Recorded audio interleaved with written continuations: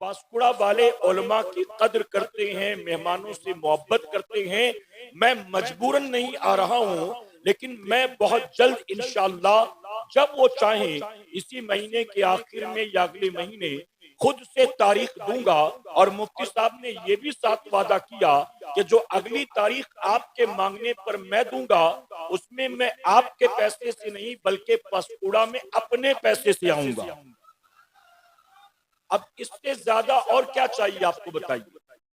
اس سے زیادہ اور کیا چاہیے آپ کو؟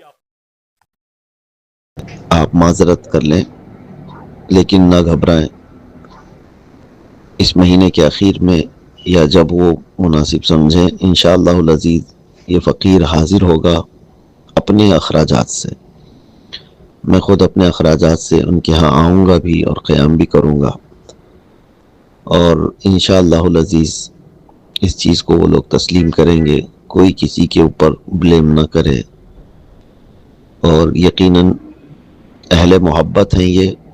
اہل عقیدت ہیں پانسکورہ والے لوگ، اور میں بھی ان کو چاہتا ہوں انشاءاللہ العزیز جلدی ان سے ملاقات ہو۔ کسی کہنے والے نے بہت خوب کہا، ہمارے دین کی حقانیت کے یہ دونوں شاہد ہیں، ہمارے دین کی حقانیت کے یہ دونوں شاہد ہیں، معین الدین اجمیری، محی الدین جیلانی۔ اور میرے امام اللہ کی بارگاہ میں یوں دعا کرتے ہیں، قادری کر قادری رکھ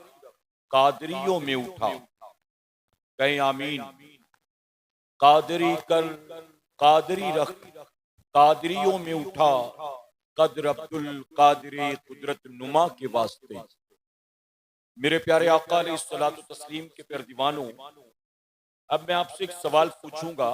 اپنی تقریر شروع کرنے سے پہلے۔ آستانہ نور اور مسجد نور کے زیر اہتمام ماہ ربیع الاخر کی برکت والی شب میں جشن غوث الورا کے نام پر اس محفل پاک کو منعقد کیا گیا۔ کریکٹ ہے نا؟ اس محفل کا عنوان کیا ہے؟ اس محفل کا موضوع اور ٹاپک کیا ہے؟ جشن غوث الورا۔ اب یہاں جتنے لوگ موجود ہیں ان کی موجودگی اس بات کی دلیل ہے کہ یہ کسی آنے والے مہمان کے نام پر نہیں آئے ہیں، بلکہ یہ سب کے سب غوث اعظم کے نام پر آئے ہیں۔ جو کسی آنے والے خطیب کے نام پر آیا تھا، جب پتا چلا کہ وہ نہیں آ رہے ہیں تو وہ بھی چلا گیا یا وہ نہیں آیا، لیکن جو اس وقت اس میدان میں بیٹھے ہیں ان کا بیٹھنا اس بات کی ضمانت ہے کہ ہم آنے والے مقرر کے نام پر نہیں آتے، ہم تو آتے ہیں اللہ اور اس کے رسول کے نام پر۔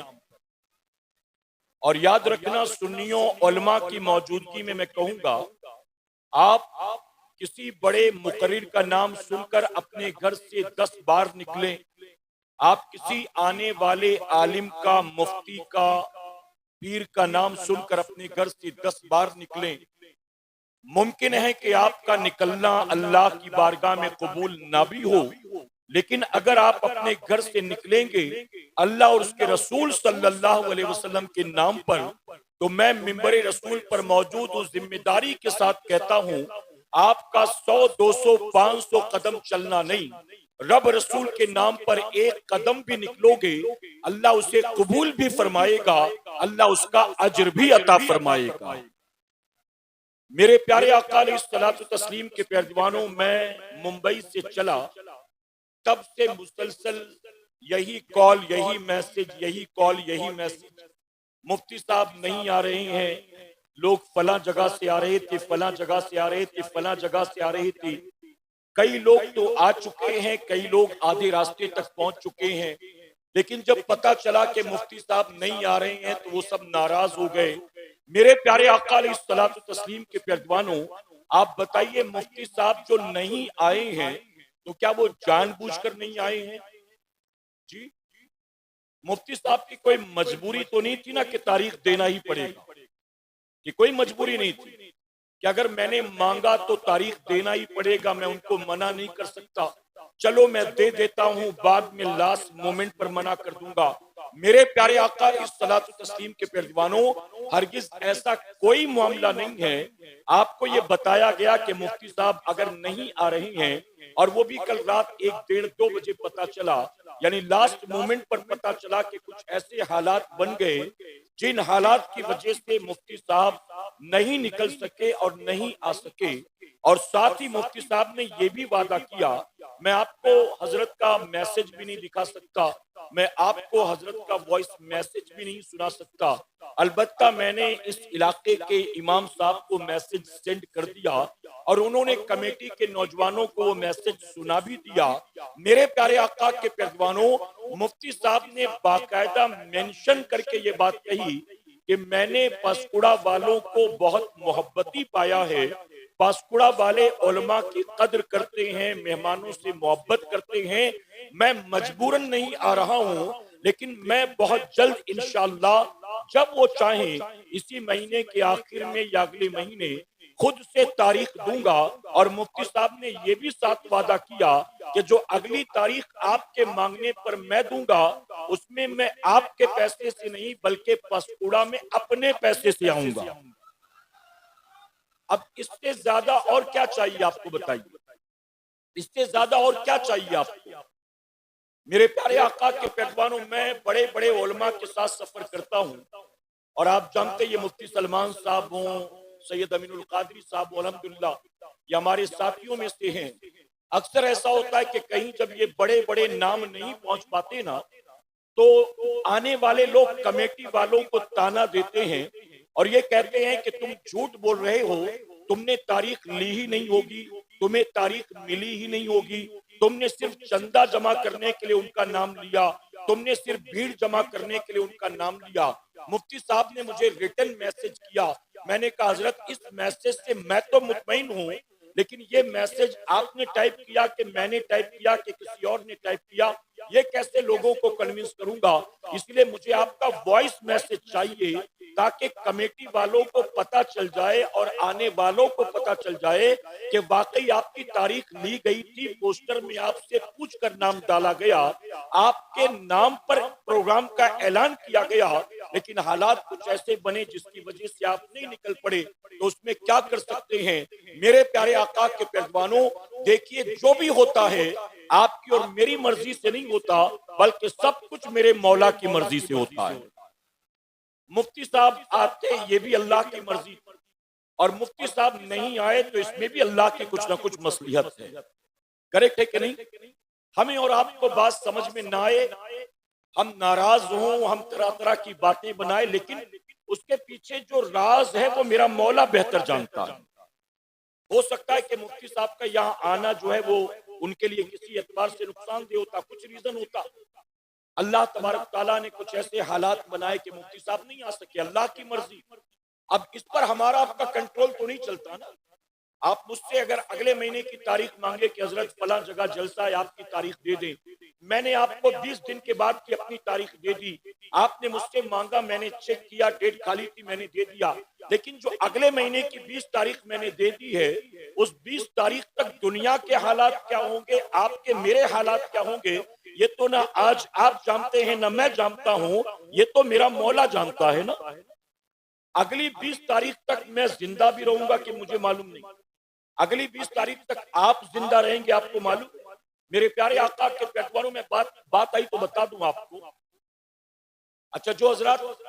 واقعی اس محفل میں کچھ سیکھنے آئے اور غوث اعظم کے نام پر آئے، میں ان سے گزارش کروں گا کہ وہ آخر تک بیٹھ کر اطمینان سے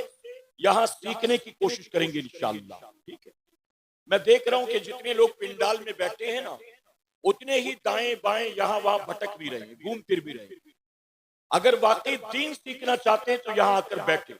ابھی آپ سنیں گے غوث اعظم کے بارے میں انشاءاللہ، لیکن ایک مثال دوں میں آپ کو۔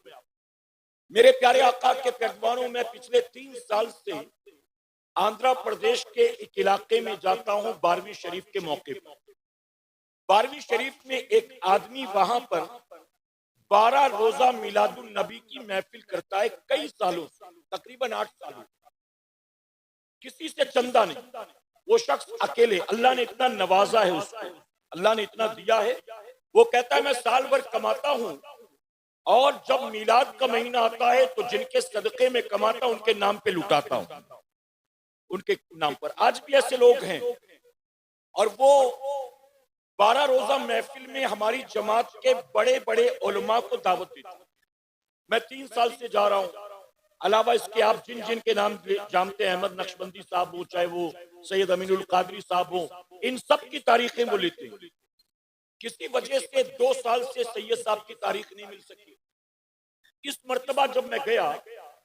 تو وہ جو صاحب ہیں انہوں نے مجھ سے کہا اچھا 12 روزہ محفل ہوتی ہے، اور 12 روزہ محفل کے بعد آخری دن محفل میں جتنے لوگ روزانہ پابندی سے آتے ہیں، روزانہ یعنی ہر آنے والے کو پہلے دن ایک کوپن دے دیا جاتا ہے، روزانہ اس پر سائن کیا جاتا ہے کہ اس نے روزانہ اٹینڈ کیا کہ نہیں، اٹینڈنس کی طرح۔ اور وہ لوگ جو 12 دن 12 روزہ محفل کو اٹینڈ کرتے، روزانہ سب کے لیے لنگر بھی ہوتا ہے،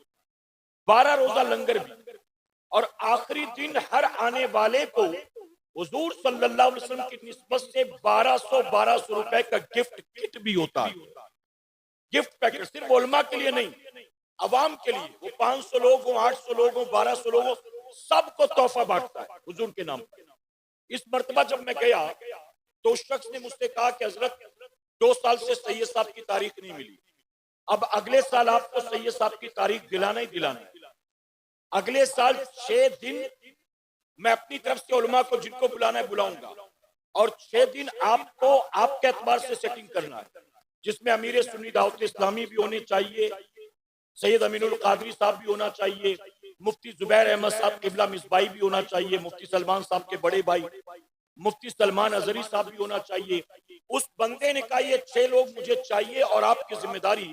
میں نے ان سے کہا کہ آپ مجھ سے 2-3 سال سے کہہ رہی ہیں، اگلے سال انشاءاللہ یہ پکا میں کروں گا، آپ پریشان نہ ہو، ابھی سے سب کی تاریخیں میں لے لیتا ہوں، آپ بالکل ٹینشن نہ لیں۔ میں نے اس بندے سے وعدہ کر لیا، اس کے بعد میں چلا گیا۔ میں تو یہاں وہاں پروگرام کرتا رہا، لیکن چوتھے یا 5ویں دن رات 2 بجے مجھے اس آدمی کی تصویر کسی نے بھیجا اسی علاقے سے، اور تصویر میں وہ یوں کھڑا تھا سلام کرتے ہوئے، مالدار آدمی اپنے علاقے کا، یوں سلام کرتے ہوئے کھڑا تھا، اور نیچے لکھا تھا انا للہ و انا الیہ راجعون۔ جب میں نے وہ تصویر دیکھی تو حیرت ہوئی، میں نے سامنے والے سے پوچھا یہ کیا مذاق ہے، کیا کہنا چاہتے ہو؟ تو جانتے اس بندے نے کیا کہا؟ اس بندے نے کہا رات تقریباً 1-1:30 بجے ہارٹ اٹیک سے ان کا انتقال ہوا۔ آپ بتائیے میرے پیارے آقا کے پیروانوں، کیا کسی کو پتا ہے حالات کل کیا بنیں گے، پرسوں آپ کا کیا حال ہوگا؟ میرے پیارے آقا کے پیروانوں، نہ اس وقت ہم اور آپ اپنے حالات کے بارے میں کچھ پیشن گوئی کر سکتے ہیں، اور نہ ملک کے حالات کے بارے میں کوئی پیشن گوئی کر سکتے ہیں۔ آپ دیکھیے ابھی 3-4 دن ہوا فلسطین میں سیز فائر ہوا، ابھی ہوا ہے نا، اور پھر اچانک کل سے بمباری شروع ہو گئی، سیز فائر ہوا پھر سے بمباری شروع ہو گئی۔ تو اس وقت پوری دنیا کے حالات پل میں کیا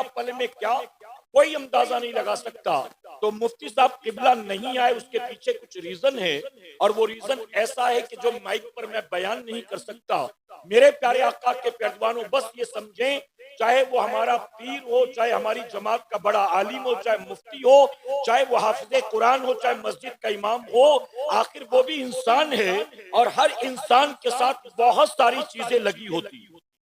طبیعت بھی ہے، صحت بھی ہے، گھریلو معاملات بھی ہیں، بیوی بچے بھی ہیں، روزی روٹی بھی ہے، بہت سی رسپانسبلٹی بھی ہے، ساری چیزیں۔ ایسا نہیں ہے کہ وہ مفتی صاحب ہیں تو پھر وہ روبوٹ ہو گئے، وہ مشین ہو گئے، وہ اے آئی ہو گئے، اب ان کو نہ سر میں درد ہوگا، نہ ان کو بخار آئے گا، نہ ان کو پیٹ درد ہوگا، ان کو کچھ ہوگا ہی نہیں، کچھ ہونا ہی نہیں چاہیے، کوئی نہیں جانتا۔ تو میرے پیارے آقا کے پیروانوں، میرا یہ جملہ یاد رکھیں، اپنے گھر سے جب بھی نکلا کریں پوسٹر میں آنے والے مہمانوں کا نام دیکھ کر نہ نکلا کریں، بلکہ آج کے بعد جب بھی کسی دینی محفل کی طرف نکلیں صرف اللہ اور اس کے رسول کے نام پر نکلا کریں۔ آپ میرے نام پر 100 قدم چلو،